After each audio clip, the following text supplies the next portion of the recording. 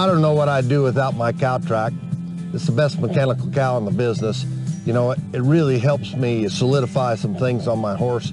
You know, with a cow, sometimes the cow will have a tendency to not allow me to really work on the things I need to with my horse.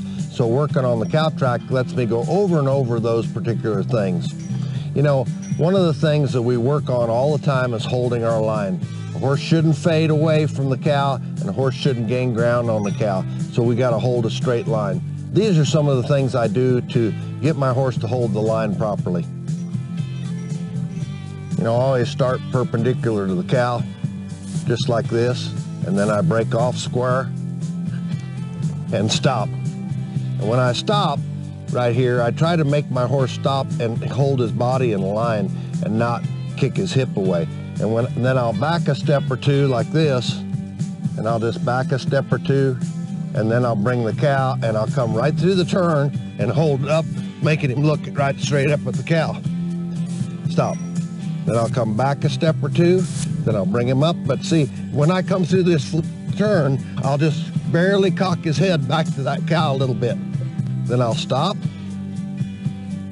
If he wiggles around at all, I might step back up to the rear end of the cow and then step over to the head and stop. And I'll back up, bring him through the turn, hold him back up into that cow's rear end, and then catch up to the cow as I go. And then stop, bring him back, and just continue that process over and over where he's angling slightly up into the cow right there.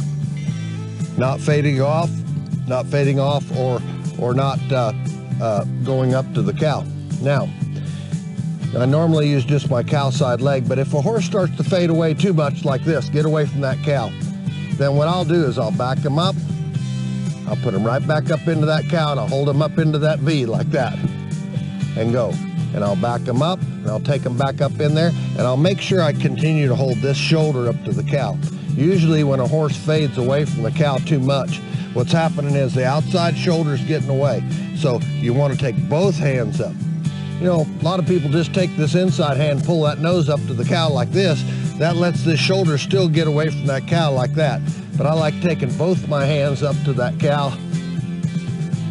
just like this, and keeping my hands up in there, and then stop my horse straight, making them give their jaw, bringing them through the turn just like that. Bring them out. You know, by continuing just practicing holding this line, keeping the horse up to the flag, making them stop square and not move their body, but keep their body in line, is a key to holding this line properly.